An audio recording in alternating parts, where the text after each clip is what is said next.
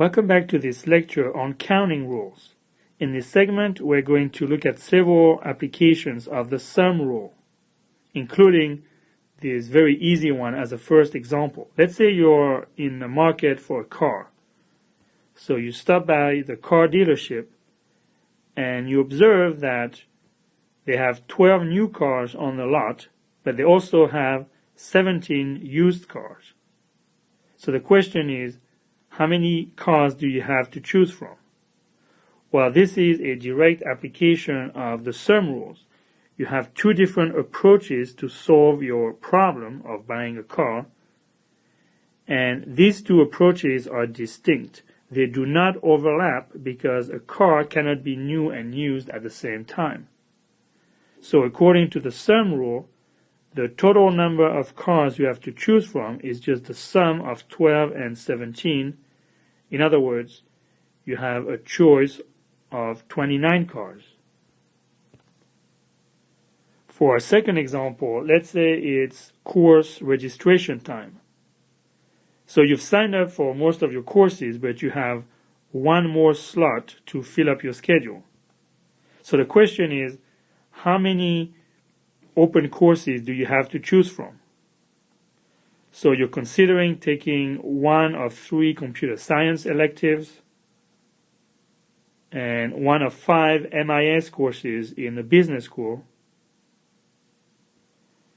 You're also considering a math course, and right now they have 7 open ones.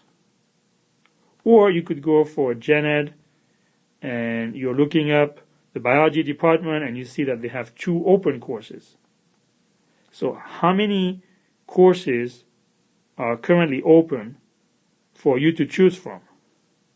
Well, you can apply the sum rule here, but the assumption must be that none of these 4 approaches overlap, which means none of these courses are in more than one category. So in particular, you're assuming that there are no cross-listed courses between CS and math, and that there's no bioinformatics courses that are cross-listed between computer science and biology, and so on and so forth. So under this assumption that all of these courses are distinct, then the total number of options is just the sum of these numbers, that is 17 courses. For our next example, let's say you have a website that uses passwords, and these passwords must be 8, 9, or 10 characters long, and the passwords are made up of lowercase letters, uppercase letters, and or digits. And you want to compute the total number of passwords that are accepted by this website. So please pause the video and work out the answer for yourself, and then come back and check your answer against mine. Okay, so counting the total number of passwords is equivalent to counting the number of possible ways of building a random password. And you have 3 approaches for building a password. Either you could use 8 characters, or you could use 9 characters, or you could use 10 characters. Now, these 3 approaches do not overlap because no password belongs to more than one of these 3 categories. So we know we're going to be able to add up those numbers as soon as we figure them out. So let's compute the total number of 8 character passwords. Well, we have a task of picking 8 random characters, so we can decompose that into 8 subtasks or steps. How many choices do we have for the first character?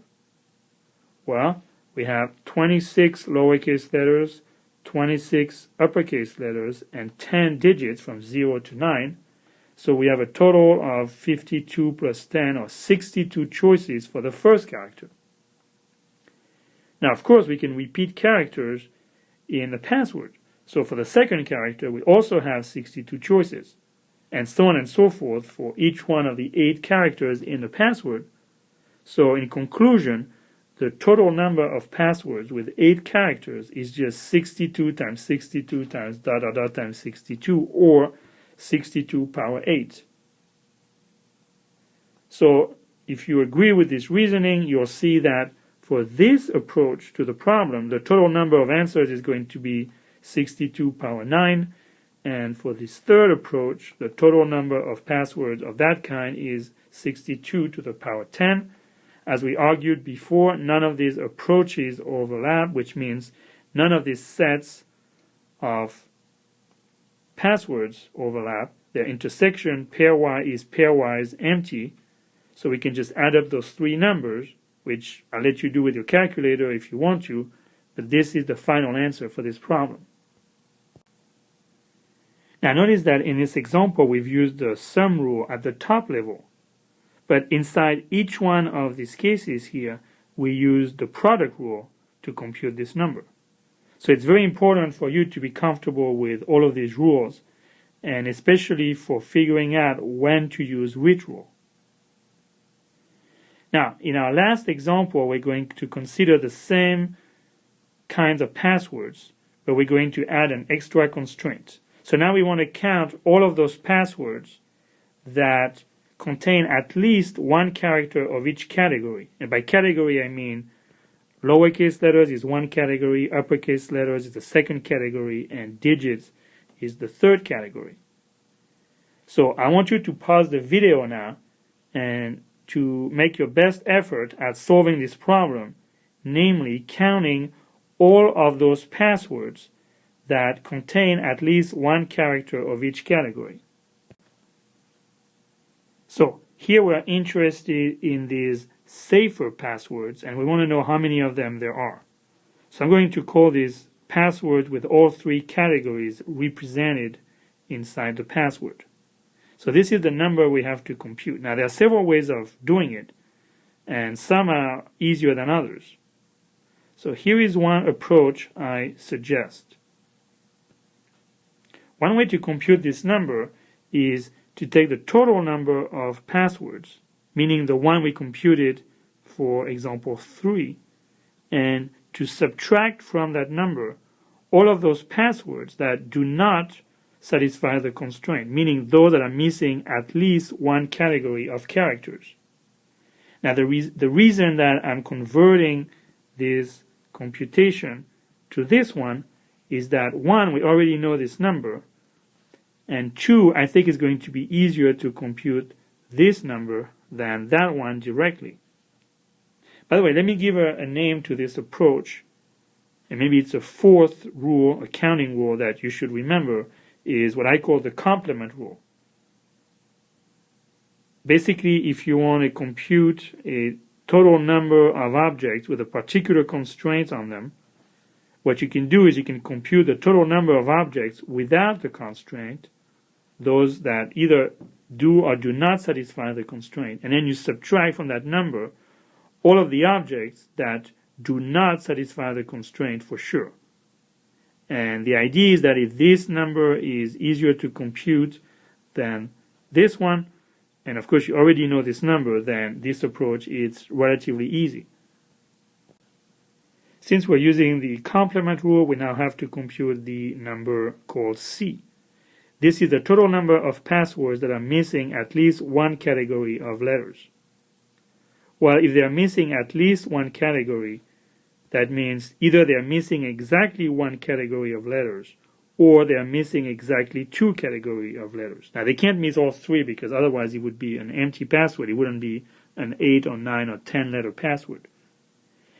Now, the cool thing about this approach is that we can use the sum rule here, because these two subsets of passwords do not overlap. So let's turn our attention to this first category of passwords, and let's limit ourselves for now to 8 character passwords. So these are 8 character passwords that are missing exactly one category of letters. So let's say we look first at the passwords that are missing a digit. So these passwords are made up of lowercase and uppercase letters. Notice they're missing only one category, so they can't be missing any other categories. So they must have lowercase letters in them and uppercase letters in them. How many of those are there?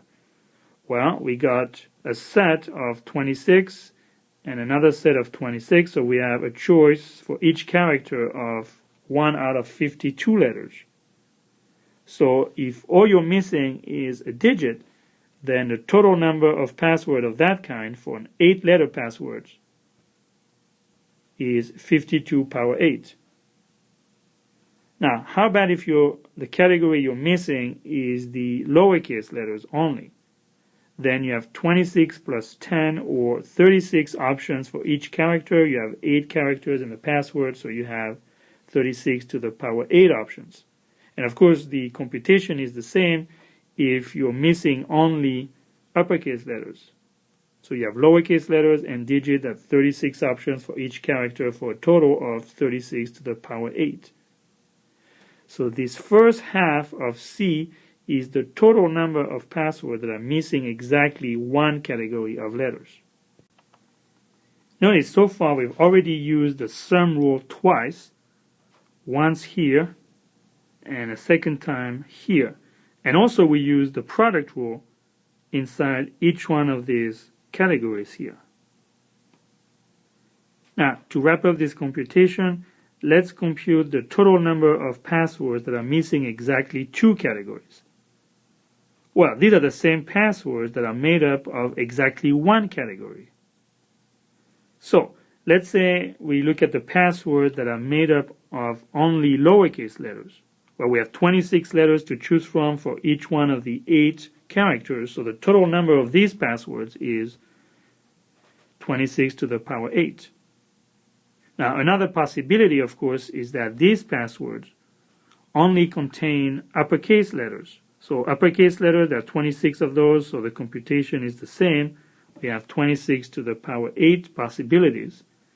And finally, if you are made up of exactly 1 category of letters, and this category is digits, then you have 10 options for each one of the 8 characters, so you have 10 to the power 8. So finally, we are done computing C, at least for the 8-character passwords. So now let's compute the corresponding value of A. So A is going to be equal to B. So remember, B is the total number of passwords of, in this case, 8 letters without any further constraints. That number is right here. It's 62 to the power 8. And now we just have to subtract this number, which is 52 to the power 8 plus 2 times 36 to the power 8 plus 2 times 26 to the power 8 plus 10 to the power 8. Now, of course, this is not the final answer because this only accounts for the 8-character passwords. So let's call this number A sub 8.